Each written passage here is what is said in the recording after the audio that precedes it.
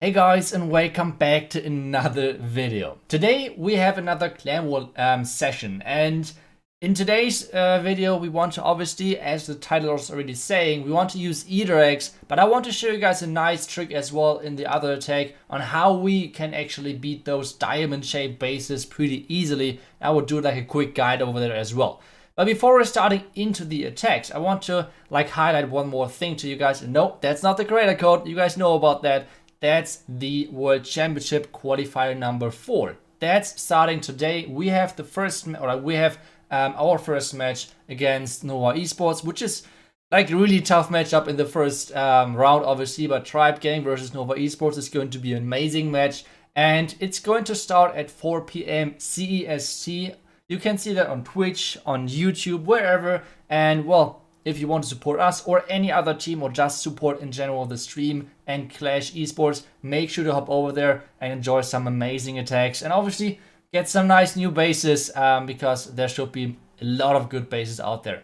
But now, after this really huge announcement, okay, not really, but after this, let's jump into the first base, which is going to be like those diamond-shaped bases.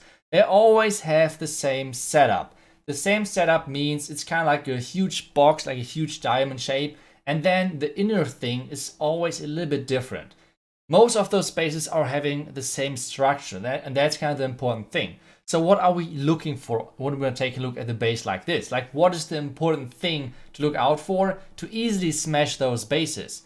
So what we're looking for is kind of the second layer. The second layer on all of those corners, that's the important thing which we have to take a look at. So we have those 4 corners, obviously, and we have to take a look at all of those 4 corners at the second row damage. Are there air defenses? Is there a single front tower? Is there a ground expo? Whatever. If that's there, then we can't really do this strategy. But on the 3 o'clock side, there's nothing of that. Like, there's an air defense, but this air defense is way too late because we want to walk into the air defense, and this is pretty important. So what we can do over here, we just start our queen on the right side, let her choose whichever way she goes, and then start a Yeti smash with the jump into the core, and then just basically wreck the entire base. We can use the blimp for the town hall. And well, this strategy kind of works on any side in a base like this. That's kind of the unique thing about those diamond shaped bases, and that's kind of the difficulty in building those or like testing those. So we could do the same thing in front of the town hall if there wouldn't be the warden and the single front tower over there. So that's pretty important. So what we're doing, since the base is symmetrical, I will explain it for the bottom side if our queen is going to the bottom side. So what we're doing, we start the queen on the right side, then the Yeti smash in, king funnel at the bottom side with 1 witch, and then just jump into the core, Royal Champion, kind of to dance around our main squad on the outside and clear everything up. That's basically the plan already. It's not that complicated. I mean, it's Yeti Smash, and we don't even need a freaking Super Wall Breaker, so that's even better because the compartments are open. This one is the exact army composition, as you guys see. I mean, I really like to go heavy on the Yetis and on the boulders because I feel like when you have like only like 4 to 5 Yetis, sometimes if you run into spring traps, it's looking really bad for you and your troops can really die quick. But yeah, that's the basic army composition. We have a lot of rages because I like rages, 4 rages overall. And that's the army composition. So we're going to start on the right side, walk either way, then go into the base. And we can't really forget the Yeti blimp because the Yeti blimp is going to be pretty important. That's kind of the king pathing. Then we have a nice boulder bounce over there as well. And then pushing everything inside. I mean, on the other side, it's the same story, right? Like, once again, this kind of bouncing in between with the king, the boulder bounce, and then everything into the base. Since the base is open, that's pretty easy for us. And that's it. That's the entire plan. The clan castle, like the base is overall open with like 1 jump. If you have overall only 3 rages and 2 jumps, that's totally fine as well. You're not counting on opening the entire base with 1 jump. That's just nice to have on this base. So let's get started. Double checking everything if we have everything set up correctly. Blimp check, and now the ground warden as well. So what we're doing over here, since we have no really threat to our queen or like the warden, we're using both together. What is the reason behind that? The reason for this is that we don't have like a second layer expo or something which could kind of switch in between of our queen and warden. And this means the queen should always be the first target which is getting shot at. So the Warden is just speeding things up. That's it. So time issues are less likely with this setup. So now the king at the top side, as soon as the outer tower is tanked, we do the boulder bounce. 2 boulders to do that. And then the queen and the Warden should go inside. Yeti's in behind as well. Boulders in behind. And so far everything looks good. The witch on the outside, I think the witch was a bit late. But whatever. And now the 3 loons in behind as well, because obviously we do not want to run into any black mines. Raging everything up. The jump in the core is already placed. Now the Warden ability. The Warden was not following perfectly. I think the Warden ability was maybe a little bit early. And now we're basically putting rages everywhere, just to make sure. Now there's Tornado Trap, so that's pretty good of the defender, like having an entry against this blimp. And now the blimp is opening. And I don't know, my Yetis jumped onto the outside again. So this rage onto the town hall was completely wasted. They're going around the side, so we have to kind of freeze the town hall. And meanwhile, the bottom side, you guys see it maybe already, the royal champion. So even though this is completely going wrong because well, the Yeti blimp didn't work at all, really good, like good tornado trap over there. But still, we have our queen alive, we have our troops, the enemy king is already going, or like was already going down, so we have the headhunter now as cleanup, so I wasn't really paying attention to that. And now the queen should be able to finish off the base, because, I mean, we have the queen ability, we have a warden, which is basically at 0 HP, and then we have the cleanup going on. So even though this was really messy, you have to say the blimp, or like the tornado trap on this base was really good. So that was kind of the main thing why this attack struggled a little bit. But except that, I mean, still, we got the 3-star, that's everything which counts. And with this technique, you can easily triple those diamond-shaped bases. So that's pretty important. But I think now, after having like a serious attack, I think we should now switch over to the next base. And I mean, you guys saw it already. We're going to go in with Edrags. And as you guys, like, if you guys are watching me already for quite some time, you guys know Edrags are not really my favorite troop.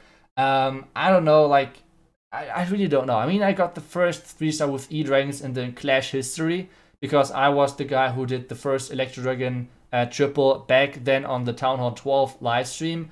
But since then, I don't know, like, Edrags are normally not my choice to go for. But on this one, I felt like Edrags could be kind of nice. The base is not that wide. The sweepers are going to show into the complete wrong side. The one big thing we have to get is the clan castle. If the clan castle is getting taken down, we have a lot of things, like we have a lot of back-end defenses with which our royal champion can easily deal with. So that's really good. So now what we're doing, we want to get the king into this compartment, and then the queen on the outside to forcing everything in. And there can't be a giant bomb in there, which is good for us, obviously. So without a giant bomb over there, the king should be easily going into the compartment, should take down the Inferno Tower, the air defense, and the enemy queen, hopefully. And my queen should keep going on the outside. So that's kind of the setup for the funnel on the right side. And then we have a baby dragon at the 6 o'clock side. And for the back end, the royal champion. That's kind of the idea over here. And then at the 5 o'clock side, the E-dragons. That's kind of the overall plan. And for the town hall, we have once again a blimp. That's kind of the setup. The E-dragons are going to come from this side. And that's already it. I mean, to be honest, it's an E-dragon attack. So planning is limited. Like, you can't really plan the Electro Dragon attack too much. I think at least. You have to go kind of with the flow, like hitting the spells, obviously, and the freezes, the rages. So that's kind of the important thing. And if that's down, then we can, like, pretty much go over the base. But that's the entire plan. I think we should, like, jump forward in time, because my army is not ready yet. So let's jump, and let's cut, and I will see you guys back as soon as my army is ready. So see you in a second.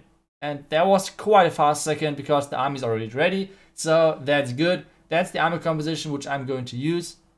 7 Edrags, 9 balloons, and then a couple of ground troops. So if the clan cast is somehow coming out, we have like something to lure away a hound or something like that. And yeah, then we chose the dragon blimp, like the drag loon blimp, to get rid of the town hall with the rage. We have 4 rages overall, pretty much the same as just a second ago with the Yeti Smash. And yeah, the only thing which I'm kind of afraid of is the clan castle range in our king. That's kind of the big thing which I'm worried about. So you guys see this overlapping range of the clan castle in this compartment. And normally whenever I do attacks like this, I'm normally really unlucky. I don't know, or maybe I'm not unlucky, I'm just doing something wrong. I don't know. I really don't know. So what I'm really afraid of is this small like corner. Because if the king is getting lured inside, the clan castle is going to be lured out, and that's really, really bad for us. So that's kind of something. I mean, we could do the Zap Royal Champion trick on 3 o'clock, but to be honest, that's way too fancy. I just want to spam those Edrags in. So maybe I would do it in a future video with like the Zap Royal Champ trick, but for now I think we're just going with this and hoping for the best basically. So let's see if that works. I mean, let's see. Maybe I got it. So obviously, once again, double checking everything. Do we have the right things overall? And then starting off with the king, with the queen over there as well to push the king in, and then starting with the E-dragons from the bottom side. So that's kind of our way to go. So queen, king down, everything so far is good. There's a lot of damage on our king because of the 2 ground expos. Now the king is running actually into the range of the Inferno Tower, which is not the best thing to happen, so we just have to freeze this, and now everything is walking in. The stupid scatter shot once, so all of our barbarians are dead, and the Inferno Tower seems to be alive. That's not good. That's not as planned. God damn it. Okay, I should have done the Royal Champion trick. Either way, let's get back to this. Maybe we can still get this. So a couple of loons on the single Inferno Tower, maybe 1 E-drag should be enough, and then we can just get started with the main squad kinda. So all of the loons and the E-dragons, and then the warden, the rage early. Maybe I should have done 2 rages over there. But yeah, the E-dragons, the early warden ability. I'm not 1% sure if the early warden ability makes sense on this one. Like normally you want to have the early warden ability, but I feel like over here there's not too much damage. Now I'm not using the poison because I'm still afraid of the clan castle coming out, so that's why I'm not using the poison just yet. I'm freezing over here, the next rage, and now the bad thing is happening, which I think is like nothing is going for the town hall, not for the town hall, for the clan castle. Because if the clan castle is taken down, we can get started with our royal champion. That's kind of the big thing right now, which is not happening. So I think the problem which I had is I didn't really took the time, since E-dragons are normally really fast, like they're a pretty fast troop. And this freeze was obviously on point as well, not. So normally E-dragons are a really fast troop.